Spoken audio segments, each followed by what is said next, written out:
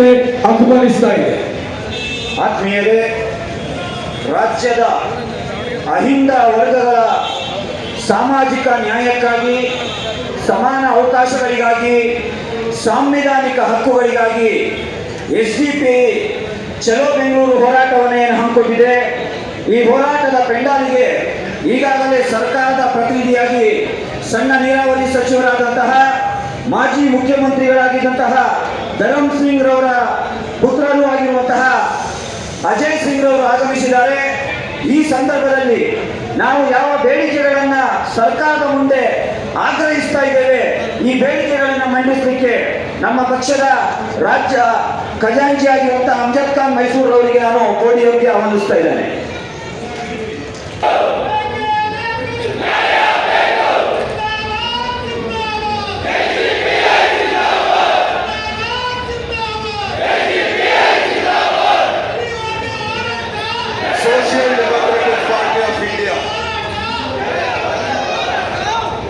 Social democratic party of India Karnataka ಘಟಕದವರಿಗೆ ಸ್ವಾಗತ ಕೊಡ್ತೇನೆ.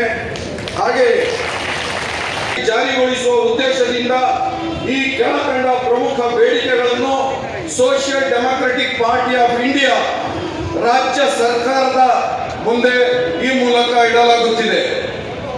ಮಾನ್ಯರೇ, ನಮ್ಮ ಪಕ್ಷದ ಪ್ರಮುಖ ಬೇಡಿಕೆಗಳು ಮೊದಲನೇದಾಗಿ ಮಧುಸೂದನ್ ನಾಯಕ್ ನೇತೃತ್ವದ ಜಾತಿ ಜನಗಣತಿ ವರದಿಯನ್ನು ಅಂಗೀಕರಿಸಿ ವಿವಿಧ ಸಮುದಾಯಗಳ ಸಾಮಾಜಿಕ, ಶೈಕ್ಷಣಿಕ ಹಾಗೂ ಆರ್ಥಿಕ ಸ್ಥಿತಿಗತಿಗಳನ್ನು ಮತ್ತು ರಾಜಕೀಯ ಪ್ರತಿನಿಧಿತ್ವದ ಅಂಕಿ ಅಂಶಗಳನ್ನು ವೈಜ್ಞಾನಿಕವಾಗಿ ಅರ್ಥ ಮಾಡಿಕೊಳ್ಳಲು ಜಾತಿ ಜನಗಣತಿಯ ದತ್ತಾಂಶ ಅತ್ಯಂತ ಅಗತ್ಯವಾಗಿದೆ. ಸಾರ್ವಜನಿಕರಿಗೆ ಲಭ್ಯವಾಗುವಂತೆ ಮಾಡಬೇಕು. ವರದಿಯಲ್ಲಿನ ದತ್ತಾಂಶದ ಆಧಾರದ ಮೇಲೆ ಸಾಮಾಜಿಕ ನ್ಯಾಯದ ನೀತಿಗಳು ಮತ್ತು ಕಲ್ಯಾಣ ಕಾರ್ಯಕ್ರಮಗಳನ್ನು ರೂಪಿಸಬೇಕು. ಎರಡನೆಯದಾಗಿ ಅಲ್ಪಸಂಖ್ಯಾತರ 2B ಮೀಸಲಾತಿಯನ್ನು ಮರುಸ್ಥಾಪಿಸಿ ಮತ್ತು ಅದನ್ನು 8% ಹೆಚ್ಚಿಸಬೇಕು. ಕಾಂಗ್ರೆಸ್ ಪಕ್ಷ ಅಂತ ನಾನು ಹೇಳಲು ಇಷ್ಟಪಡುತ್ತೇನೆ. ನಮ್ಮ ಸರ್ಕಾರ ಯಾವಾಗಲೂ ನಮ್ಮ ಜೊತೆ ಇರ್ತಕ್ಕಂಥ ಯಾವಾಗಲೂ ಸೆಕ್ಯುಲರ್ ಆಗಿ ನಾವು ನೋಡ್ತಾ ಇದ್ದೀವಿ. ಇಲ್ಲಿ ಇರ್ತಕ್ಕಂಥ ಇವರ ಸಂಬಂಧ ಇವತ್ತು ಮಾನ್ಯ ಮುಖ್ಯಮಂತ್ರಿಯವರು ಕೂಡ ದೆಹಲಿಗೆ ಹೋಗಿದ್ದಾರೆ. CWC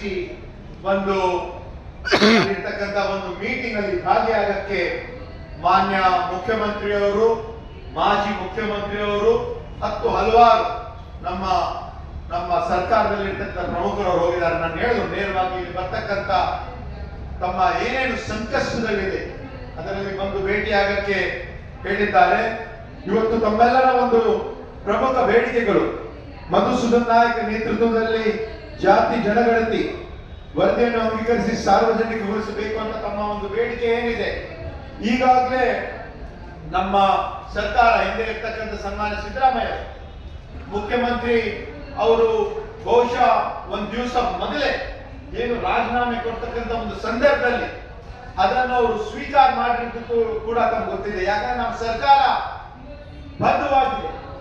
ಈ ನಮ್ಮ ಸರ್ಕಾರ ಹಿಂದುಳಿದ ವರ್ಗದ, ಅಲ್ಪಸಂಖ್ಯಾತರ, ರೈತರ, ಬಡವರ, ಕಾರ್ಮಿಕರ, ಮಹಿಳೆಯರ, ಶೋಷಿತ ಜನಾಂಗದ, ಶೋಷಿತ ಪಂಗಡದವರ ಪರವಾಗಿ, ಜನಸಾಮಾನ್ಯ ಪರವಾಗಿ ಇರ್ತಕ್ಕಂಥ ಸರ್ಕಾರ ಯಾವುದಾದ್ರೆ ಸರ್ಕಾರ ಇದೆ ಅಂದ್ರೆ ಇವತ್ತು ನಮ್ಮ ಇರ್ತಕ್ಕಂಥ ಸನ್ಮಾನ್ಯ DK ಶಿವಕುಮಾರ್ ಅವರು ನೇತೃತ್ವದಲ್ಲಿ ಇರ್ತಕ್ಕಂಥ ಸರ್ಕಾರದಲ್ಲಿ ಹೇಳಲು ಇಷ್ಟಪಡುತ್ತೇನೆ. ತಮ್ಮೆಲ್ಲರ ಅಲ್ಪಸಂಖ್ಯಾತರ 2B ಮೀಸಲಾತಿ ಹಿಂದೆ 3 ವರ್ಷ ಹಿಂದೆ ಬಿಜೆಪಿ ಸರ್ಕಾರ ಇರ್ತಕ್ಕಂಥ ಸಂದರ್ಭದಲ್ಲಿ ಏನು ಚುನಾವಣೆಗಿಂತ 3-4 ತಿಂಗಳ ಹಿಂದೆ ನಡೆದಿರುವಂತ ತಮ್ಮೆಲ್ಲರೂ ಕೂಡ ಗೊತ್ತಿದೆ. ನಾನು ಪದೇ ಅದು ಹೇಳಲು ಅವಶ್ಯಕತೆ ಇಲ್ಲ. ಇವತ್ತು ಬಿಜೆಪಿ ಅವರಾಗ್ಲಿ, JDS ಅವರಾಗ್ಲಿ ಒಂದು ನಾಣ್ಯದ 2 ಮುಖಗಳು ಅಂತ ತಮ್ಮೆಲ್ಲರೂ ಕೂಡ ಗೊತ್ತಿದೆ.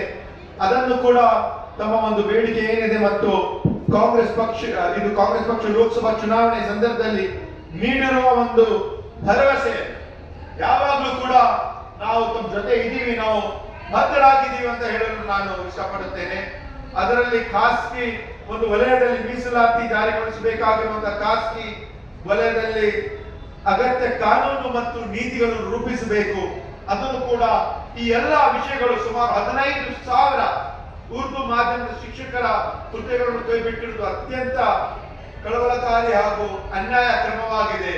ರಾಜ್ಯದ ಸರ್ಕಾರಿ ಉರ್ದು ಶಾಲೆಗಳನ್ನು ಹಲವು ಶಿಕ್ಷಕರ ಹುದ್ದೆಗಳನ್ನು ಖಾಲಿ ಇರುವುದರಿಂದ ಇದೆಲ್ಲ ವಿಷಯಗಳನ್ನು ನಾನು ಮಾನ್ಯ ಮುಖ್ಯಮಂತ್ರಿ ಅವರು ಹಾಗೂ ಮೈನಾರಿಟಿ ಮತ್ತು ಗೃಹ ಸಚಿವರಾಗಿನ ಸನ್ಮಾನ್ಯ UT ಖಾದರ್ ಅವರು ಕೂಡ ಗಮನದಲ್ಲೂ ಕೂಡ ನಾನು ತಗೊಂಡು ಬರ್ತೇನೆ.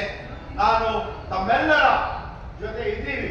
ಬಹುಶಃ ಮುಂದೆ ಬರ್ತಕ್ಕಂತ ಒಂದು ದಿನ ಮಾನ್ಯ ಮುಖ್ಯಮಂತ್ರಿ ಅವರು ಒಂದು ನಿಯೋಗವನ್ನು ತಗೊಂಡೋಗಿ ಏನೇನಿರ್ತದೆ ನಮ್ಮ ಜೊತೆ ಇದ್ದೀವಿ. ಈ ಎಲ್ಲ ಏನು ಸಮಸ್ಯೆ ಇದೆ, ನಾನು ಸೆಷನ್ ನಡೀತಾ ಇತ್ತು, ನನಗೇನೊಂದು ಜವಾಬ್ದಾರಿಯನ್ನು ಕೊಟ್ಟಿದ್ದಾರೆ.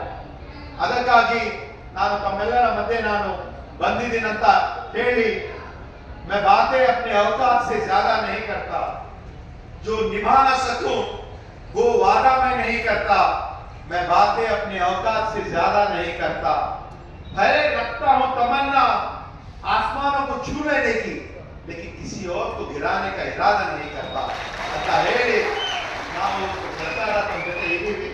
ಏನ್ ವಿಷಯ ಇದನ್ನು ಕೂಡ ನಾವು ಬಗೆಹರಿಸೋಣ ಅಂತ ಹೇಳಿ ಮಾತನ್ನು ನಮ್ಮೊಂದಿಗೆ ಬಹಳ ಉತ್ತಮ